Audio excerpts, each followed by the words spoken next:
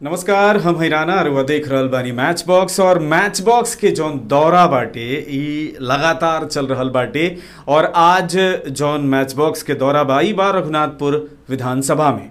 जैसे जैसे चुनाव नजदीक आवता हमनी के दौरा भी जौन बानू वो लगातार तेज होखल जाता और प्रत्याशी लोग से मिलल शुरू बाटे। आज रघुनाथपुर विधानसभा के एगो दावेदार से मिलावे जा रहल बनी रहुआ के। यहाँ के बानी राजेश कुमार तिवारी। यहाँ के पिछला चुनाव में यानी कि पिछला विधानसभा चुनाव में रघुनाथपुर से चुनाव लड़ रहनी और 4 नंबर पर रह रहनी। इंडिपेंडेंट रहनी तो इंडिपेंडेंट में 1 नंबर पर। एक बार फिर से भाजपा से दावेदारी अपन पेश कर चुकल बानी और पार्टी के तरफ से टिकट के हकदार भी बानी। और पार्टी टिकट दी काहे दी ना दी या का करी ए पर हमनी के बातचीत करल जी। सबसे पहले बहुत बहुत स्वागत बराओ। बहुत बहुत धन्यवाद। राजेश जी, रउआ से हम जाने के चाहता नहीं, हमार सीधा सवाल होला, रउरा के भाजपा टिकट काहे दी? ऐसन बा कि भाजपा में पिछले 20 वर्ष से हम जौन बा भाजपा में बानी। पिछला बार 2015 में भी हम दावेदारी में हमार नंबर 1 पर स्थान रहे, लेकिन कोनो कारणवश पार्टी के आपन फैसला बा। पार्टी पिछला चुनाव में हमरा के टिकट ना दहल, लेकिन पिछला बार हम जौन बा निर्दलीय चुनाव लड़नी और निर्दलीय चुनाव लड़ के रघुनाथपुर विधानसभा के क्षेत्र के लोग से जौन आशीर्वाद, स्नेह और प्यार मिलल, निर्दलीय में हमरा 1 नंबर पर स्थान मिल रहे और पूरे विधानसभा में हम 4थे नंबर पर रहनी।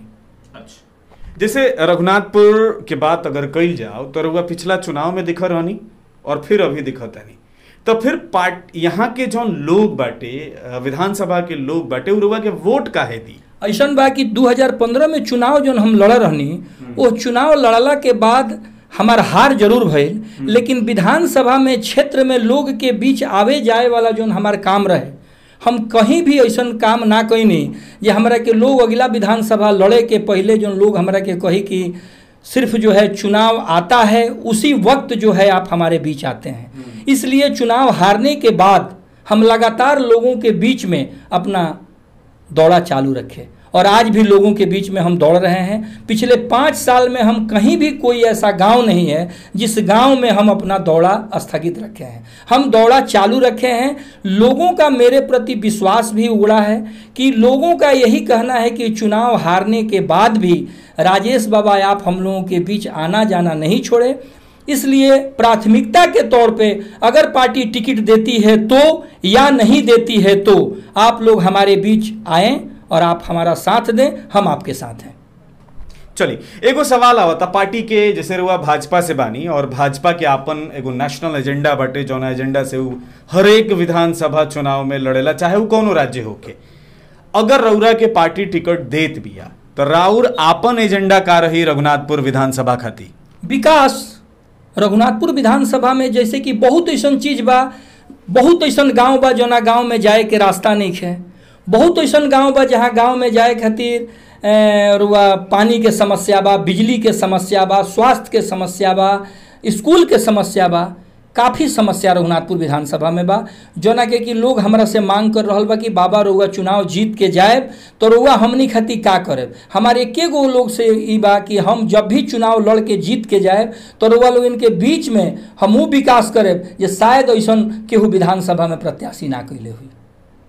रघुनाथपुर के अगर सबसे बड़ समस्या के बात कही जाओ तो हम हर एक इंटरव्यू में पूछेनी और हर एक प्रत्याशी से पूछेनी जे दावेदारी पेश कर रहल बा।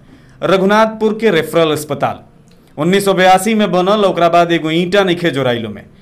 ओम प्रकाश जी दावा करेनी, ओम प्रकाश यादव जी कि वहाँ के वो कोनो भवन के निर्माण के लिए बनी 12 लाख के शायद भइल बा, लेकिन अभी भवन के जौन स्थिति बाटे पूरा जर्जर बा। और बरसात में जौन पानी बाटे रहुआ आए दिन अखबार के माध्यम से देखत हो। का करब रघुनाथपुर रेफरल अस्पताल खाती? अगर यहाँ के जनता अगर हमरा के जीत के सेहरा पहनाई और यहाँ के जनता हमरा के विधायक बनाई तो पहला प्राथमिकता हमारी यह रही कि रघुनाथपुर रेफरल हॉस्पिटल के हम पूरा एकदम नक्शा चेंज कर दे। और यहाँ के जनता के लोग के सबसे पहला मांग बा कि रघुनाथपुर रेफरल अस्पताल की स्थिति जौन बा काफ़ी दयनीय बा, ओकरा पर हमार दिमाग बा, हमार विचार बा। अगर यहाँ से जनता हमरा के चुन के भेजतिया तो हॉस्पिटल के जौन बा हम उद्धार करे, जीर्णोद्धार के काम करे और वहाँ बढ़िया से बढ़िया व्यवस्था करे के कोशिश करे। अच्छा, का ये कुछ सवाल नहीं बनत कि रउआ एनडीए में बानी और एनडीए के पिछला 13.5 साल से सरकार बा, 2 साल राजद के साथे रहे, ओकरा के छोड़ दी।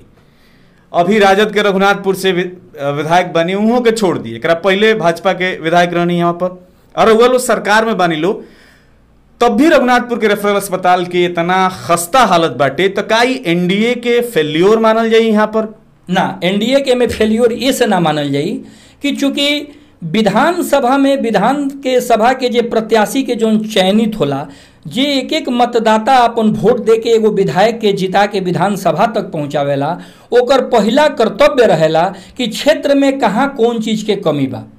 तो रघुनाथपुर रेफरल हॉस्पिटल के जौन भी पोजीशन भइल बा, यहाँ के विधायक के चलते भइल बा। अब कौन विधायक कहाँ तक ले एकरा के स्वास्थ्य मंत्री के लगे या मुख्यमंत्री के लगे या सदन में एकर जब तक ले चर्चा ना करी, कोनो भी विधायक एकर आवाज ना उठाई हैं, तो ओकरा के कहाँ से स्वास्थ्य मंत्री के ध्यान, चूंकि बिहार राज्य बहुत बड़ा राज्य बा और रेफरल हॉस्पिटल जौन बा तो ब्लॉक लेवल के हॉस्पिटल है, तो जिला तो ही हो ना, लेकिन एजी के विधानसभा में विधायक के आवाज बनता है कि जे विधायक जाके ये रेफरल हॉस्पिटल के जाके वहाँ स्वास्थ्य मंत्री तक के कान पहुँचाओ, मुख्यमंत्री तक के आवाज़ के उठाओ, सदन में एकर आवाज़ उठाओ, तभी ओकर इशारा ये रेफरल हॉस्पिटल पे हुई। ए पर के बता दी हम 2018 में जे वर्तमान सिवान जिला के सीएस रहे झांझी, वहाँ के लेटर लिखले रहनी स्वास्थ्य सचिव के कि ए भवन के तूर के नया बनावल जाओ। विधायक जी सदन में एक बार आवाज उठेले रहले, रघुनाथपुर के वर्तमान विधायक, और मंगल पांडे जी स्वास्थ्य मंत्री जी रघुनाथपुर शहीद मैदान में जो उनके हॉस्पिटल के जस्ट बगल में बा, उमें आके और वापस चल गई नहीं, वो हॉस्पिटल में लात लगावे ना गई नहीं। बहरहाल एकरा से आगे बढ़ल जाओ।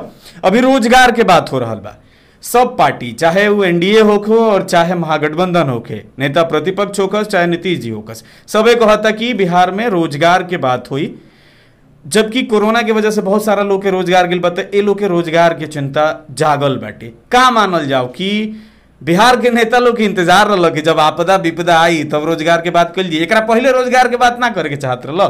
देखिए ऐसा बा कि अभी तक ले आज तक हमरा यहाँ के नेतृत्व करे के मौका नहीं मिलल। पहली बार 2015 में हम चुनाव लड़नी, चुनाव हार गई नहीं। दूसरा बार अपना हम फिर विधानसभा के तैयारी में बानी। यहाँ के जनता अगर हमरा के मौका दी, जगह मुहैया कराई, हमरा के जगह दिवाई, तो हम लघु उद्योग लगावे खातिर भरपूर कोशिश करेब। साथ ही लघु उद्योग लगा के यहाँ के जनता के भरपूर कोशिश करेब कि जितना लोग के एडजस्टमेंट हो सके वो लघु उद्योग में उनका के हम एडजस्ट करें। चलिए, अभी टिकट केकरा मिली रौरा पार्टी से, चूंकि इहो सुने में आवता कि जदयू के खाता में जाई कि भाजपा के खाता में जाई, एगो दोहपच लागल बा। का जाई रउआ लो अच्छा से जानत तनी। पार्टी टिकट केकरा के दी, एहू में बहुत सारा लड़ाई चलता है, 2 आदमी तो आपस में गारागारी के नौबत तक पहुंचल बा। हालांकि रउआ उससे भी बचल बनी, ई अच्छा बात बाटे। तो पार्टी टिकट केकरा के दी पता नहीं खे। जब तक पार्टी टिकट डिसाइड नहीं करत और चुनाव के डेट एकदम फिक्स बा कि चुनाव होखही के बाटे और कोरोना दिन पर दिन बढ़ल जाता, तो जवान रघुनाथपुर विधानसभा की आम जनता भी है, ए जनता से रउआ का अपील करे के चाहब मैच बॉक्स के माध्यम से? देखिए, यह जनता से हमरा यह अपील करे के बा कि पार्टी ई खुद निर्णय करी कि हमरा टिकट केकरा के देवे के बा। मैदान में काफ़ी लोग बा, हमहू दावेदारी में बानी और 1-2 आदमी दावेदारी में बढ़े। हालांकि ज़्यादा लोग तो बीजेपी में दावेदारी में नहीं थे। रह गई सवाल कि जदयू कोटा में जाए के, तो रघुनाथपुर विधानसभा इसे अभी जदयू कोटा में जाए वाला पोजीशन में नहीं थे, चूँकि ऑलरेडी जदयू कोटा जौन बा जीरादेई पहले से हो रखल बा। बड़हरिया विधानसभा जदयू कोटा के है, रउआ दारौदा विधानसभा भी जदयू कोटा के है। 8 गो विधानसभा हमनी के जिला में बा, जौना में कि 3 गो जिला के विधानसभा ऑलरेडी जदयू कोटा में बा। एगो सुरक्षित सीट बा जौन की दरौली विधानसभा, तो दरौली विधानसभा सुरक्षित बा, तो वहाँ सुरक्षित ही बा, ओकरा पर तो कुछ ना कहे। लेकिन रघुनाथपुर फिलहाल जदयू कोटा में नहीं जाए वाला। अगर जाहू वाला हुई तो पार्टी निर्णय करी कि बीजेपी में रही कि जदयू में जाई, लेकिन अभी तक ले ऐसा कोनो खबर नहीं है कि रघुनाथपुर विधानसभा जदयू कोटा में जा रहा बा। एगो सवाल, जिससे रउआ पिछला बार भारतीय जनता पार्टी से दावेदार रहनी और वह टिकट ना मिलल तो रउआ इंडिपेंडेंट चुनाव लड़ रहनी। ए बार भी अगर मान ली ऐसा नहीं हो सकत, लेकिन अगर हो गई कोनो परिस्थिति बस और टिकट कट जाता भाजपा से, तब रउआ का करब? देखिए ऐसा बा कि अभी तक के जौन हमरा लगे खबर बा आ चाहे जौन भी हमार जहाँ भी हमार बातचीत चल रहा बा वो परिस्थिति में हमार टिकट नंबर 1 पे बा। 100 ना 200% हमरा बीजेपी एनडीए गठबंधन के टिकट मिली। सपोज दैट अगर कोनो कारणवश अगर हमार टिकट कट जाता वो परिस्थिति में हम निर्दलीय चुनाव लड़ब, इंडिपेंडेंट चुनाव लड़ब। चूंकि ये 5 साल में हम चुनाव हारला के बाद ऐसा नहीं है कि 4 बरस तक ले हम मुंह करखी लगा गई बनी। हम 4 बरस के कहो कि आखिरी वक्त तक हम लोग के बीच में आना जाना अपन नहीं छोड़ले, जना के नतीजा हमरा मिलत नजर आ रहा बा। लोग साफ एक ही बात कहता कि बाबा रुआ एनडीए गठबंधन से टिकट अगर मिलता, बीजेपी रुआ के टिकट देतिया तो और ऊ जीत हुई कि शायद आज तक रघुनाथपुर विधानसभा में कोनो प्रत्याशी के यह पोजीशन से जीत ना भइल हुई जौन और जीत हुई। चलिए, हमार शुभकामना रउआ साथे बाटे, रउआ टिकट जरूर मिले और रउआ सफलता भी मिले। रउआ बिजी शेड्यूल से, चूंकि राउट समय बड़ा कीमती बा, रउआ जनसंपर्क करे के बा और आए दिन अखबार के माध्यम से और न्यूज़ पोर्टल के माध्यम से देखे के मिला था कि रउआ दौरा करत रहता नहीं। तो ये बिजी शेड्यूल में से रउआ समय निकलनी और मैच बॉक्स की टीम से बातचीत करनी, एकरा खातिर बहुत बहुत धन्यवाद। उम्मीद करतनी कि मैच बॉक्स की टीम से भी मिलकर रउआ अच्छा लागल हुई। बहुत बहुत शुभकामना और बहुत बहुत धन्यवाद, बहुत अच्छा लागल। चलिए, तो बहुत बहुत धन्यवाद रउआ के और भविष्य खातिर शुभकामना बाटे। बहरहाल ई बातचीत सुननी हो, ई बतकही, ई बतकूचन देखनी हो। उम्मीद करतनी कि हमनी के जौन बतकूचन बाटे ई सार्थक लागल होई। और अगर मन में कोनो सवाल होखे, कुछ कहे के मन होखे तो कमेंट करके जरूर बताई। ई बातचीत कैसन लागल इहो कमेंट करके जरूर बताई। मैच बॉक्स के अभी तक सब्सक्राइब नहीं कैले तो कर ली। वीडियो देखला खातिर बहुत बहुत धन्यवाद।